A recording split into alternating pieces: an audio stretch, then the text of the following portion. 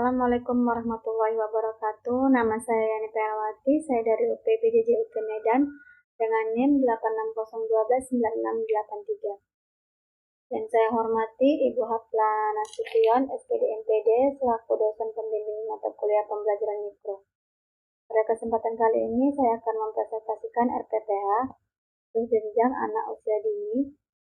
Tugas ini untuk memenuhi tugas mata kuliah pembelajaran mikro. Baiklah, yang pertama, rencana pelaksanaan pembelajaran harian atau RPPH untuk anak usia dini dengan tema Aku Cinta Indonesia. Topik lambang negaraku yaitu Pancasila. Kelompok B, usia 5 sampai dengan 6 tahun dengan alokasi waktu 7.30 sampai dengan 10 WIB dengan instansi KB Sekolah Al-Fatah, jenjang Taman Kanak-kanak. Dan selanjutnya, topik pembelajaran. Topik pelajaran, anak-anak diajak untuk mengenal burung Garuda sebagai lambang negara Indonesia, memahami dasar negara Pancasila, serta mengenali simbol-simbol dari setiap sila Pancasila yang terdapat dalam perisai Garuda. Pembelajaran dirancang selama 60 menit untuk anak kelompok B usia 5 sampai dengan 6 tahun. Dengan pendekatan bermain sambil belajar sesuai kurikulum Merdeka. Tujuan pembelajaran dirancang untuk mengembangkan aspek nilai agama, moral, kognitif, bahasa sosial, emosional, seni, serta fisik motorik anak secara menyeluruh. Yang pertama, nilai agama dan budi pekerti, anak menghargai sesama manusia dan bersyukur atas keberagaman di Indonesia sebagai karunia Tuhan. Yang kedua, simbol Pancasila. Anak mengenal simbol-simbol sila Pancasila dalam lambang Garuda Pancasila.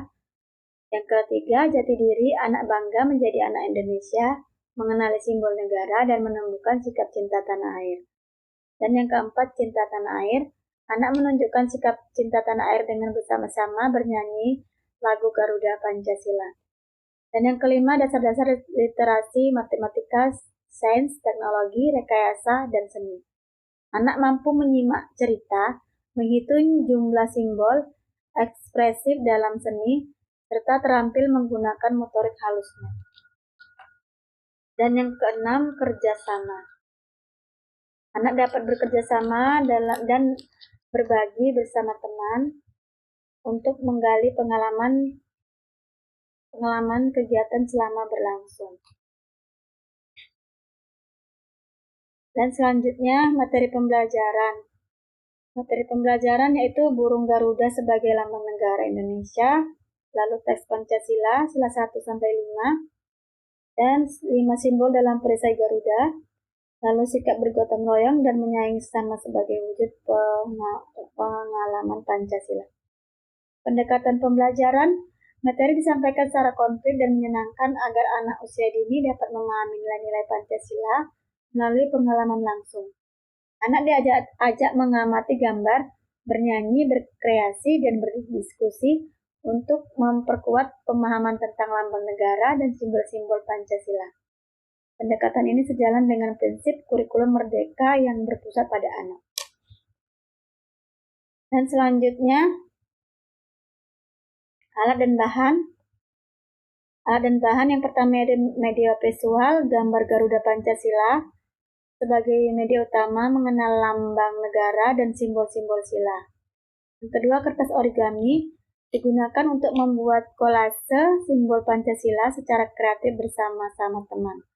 Yang ketiga, alat menggambar, yaitu kertas gambar, krayon, pensil warna, roll, lem, dan penghapus untuk kegiatan menggambar simbol Pancasila. Dan selanjutnya video lagu, yaitu video lagu Garuda Pancasila untuk menyemangati pembukaan dan penanaman nilai cinta tanah air. Dan selanjutnya,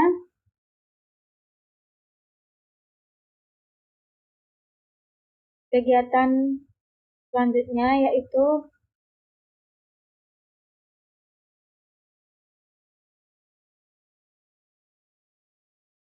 kegiatan inti, yaitu berlangsung selama 60 menit dengan berbagai aktivitas yang mendorong belajar secara aktif, kreatif, dan kolaboratif.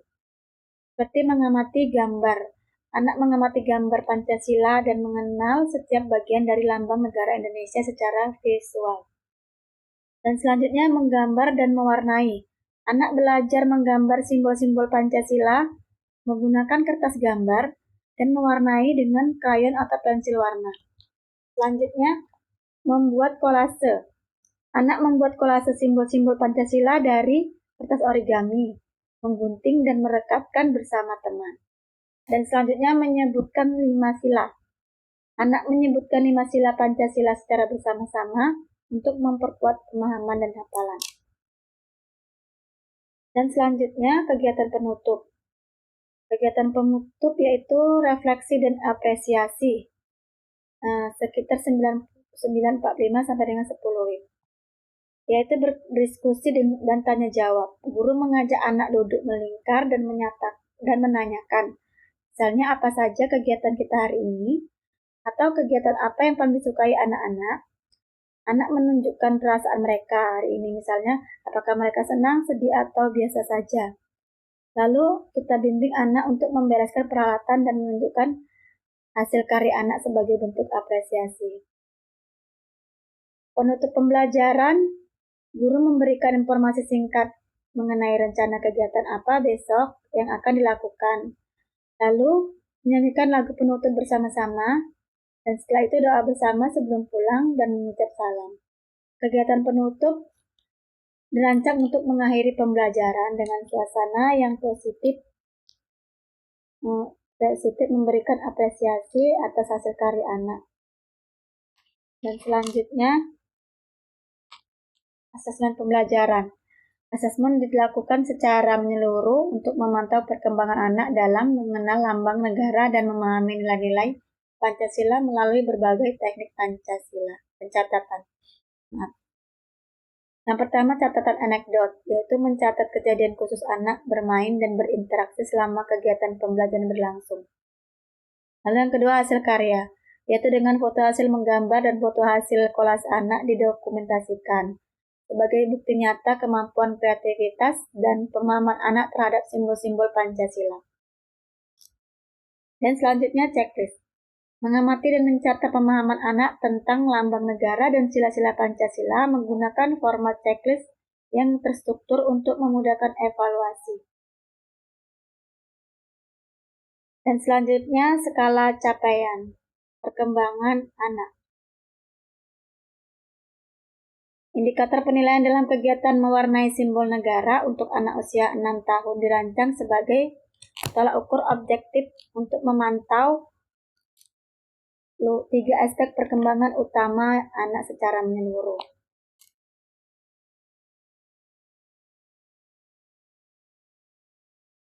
Kematangan motorik halus, yaitu guru dapat mengamati sejauh mana kesiapan fisik anak dalam mengontrol jemarinya saat memegang krayon dan menjaga kerapian coretannya agar tidak keluar dari garis batas gambar.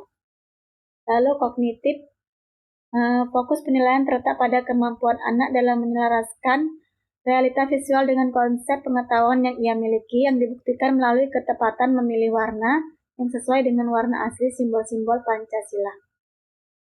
Dan selanjutnya, kemandirian dan fokus digunakan untuk mengukur aspek-aspek sosial emosional anak, khususnya dalam hal ketahanan konsentrasi. Untuk menyelesaikan